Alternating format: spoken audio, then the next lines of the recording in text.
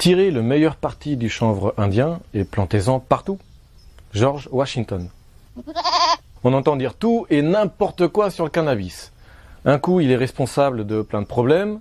Un coup, c'est une solution à plein de problèmes. Bon, avant de faire le ménage dans vos préjugés, il convient de savoir précisément ce qu'est le cannabis, qu'on appelle aussi le chanvre. Cannabis est le nom latin du chanvre. Mais aujourd'hui, ce nom est plutôt utilisé pour un chanvre qui contient un fort taux de THC dans les plants femelles.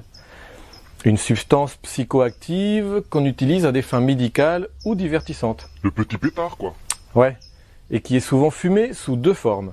Le hashish, appelé aussi shit ou chichon, c'est la résine du cannabis, souvent mélangée avec de la cire, du pneu, de l'huile de vidange ou de l'aîné pour être compactée. Et l'herbe, appelée aussi marijuana, bœuf ou ganja, ce sont les feuilles et fleurs qui sont séchées pour être fumées. Mais comment tu sais tout ça, toi? Coupe, s'il te plaît. Le cannabis est une des premières plantes domestiquées par l'homme. Mais elle n'est pas cultivée depuis des millénaires que pour ça. C'est une plante très proche, sur le plan botanique, de l'ortie ou du houblon. Elle a beaucoup de propriétés intéressantes, dont il ne résulte aucun déchet, car tous les produits sont valorisés. Ses fibres très résistantes permettent de faire du tissu, du papier, des cordes, ou des matériaux composites plus écologiques et résistants que la fibre de verre, pour faire des carrosseries de voitures par exemple. La partie centrale et moelleuse de la tige, la chenevotte, est utilisée pour fabriquer des isolants phoniques et thermiques très efficaces, pour les maisons par exemple. Et en plus, c'est ininflammable et respirant. On peut fabriquer une farine délicieuse sans gluten avec ses graines, et son huile permet de fabriquer des cosmétiques, du biocarburant, des médicaments et de la nourriture, car c'est l'huile la plus riche en oméga 3. En plus, c'est une plante très productive, bon marché et exemplaire sur le plan écologique, car les champs n'ont pas besoin de pesticides. Pour toutes ces raisons, c'est une plante très cultivée jusque dans les années 30. Mais pourquoi alors elle est si diabolisée? Simplement parce qu'à partir de 1934, les industriels du coton, du papier, du pétrole et du nylon lui ont fait mauvaise presse afin de sauver leurs enjeux financiers. Ses concurrents s'organisent pour faire du lobbying massif dans un but simple, éradiquer complètement le chanvre.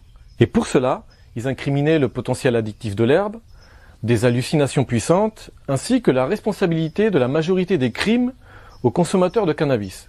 Bien que ces reproches ne soient pas fondés, cette campagne médiatique de diabolisation débouche sur une loi qui dissuade aussi bien l'usage industriel que thérapeutique aux États-Unis en imposant fortement tous les acteurs de la filière du chanvre. Ça a bien fonctionné.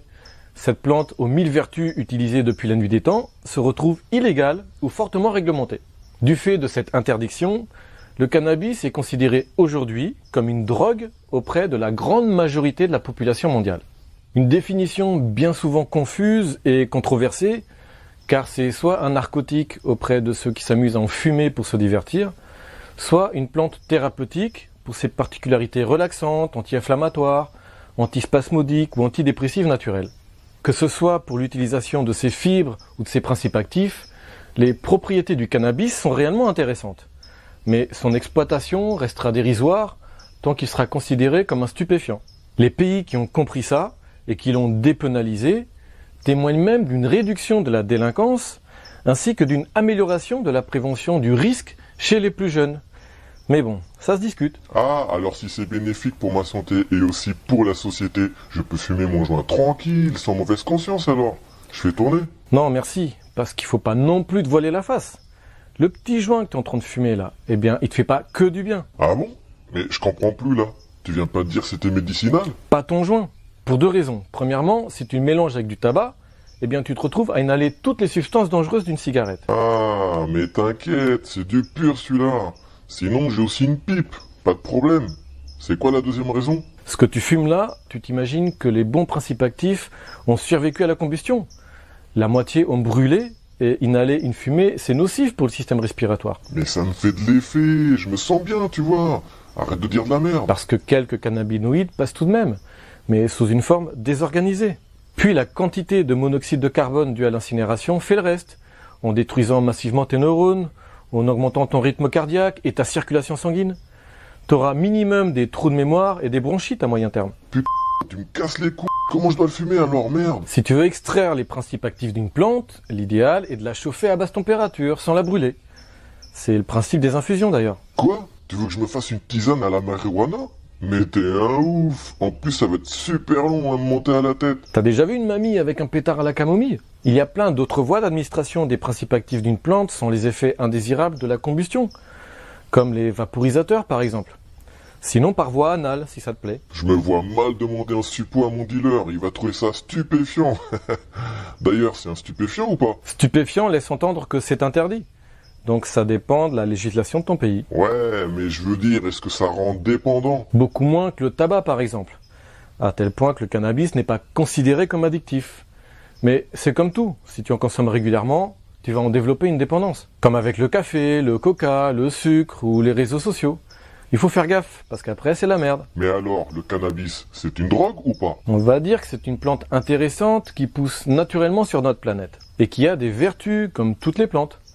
Nous sommes nature, alors c'est nécessaire de profiter des ressources naturelles de notre terre. Mais il faut pas le faire comme un bourrin et s'intoxiquer. C'est mieux de ne pas fumer si tu veux rester vif, motivé ou si tu vas conduire. Reste lucide.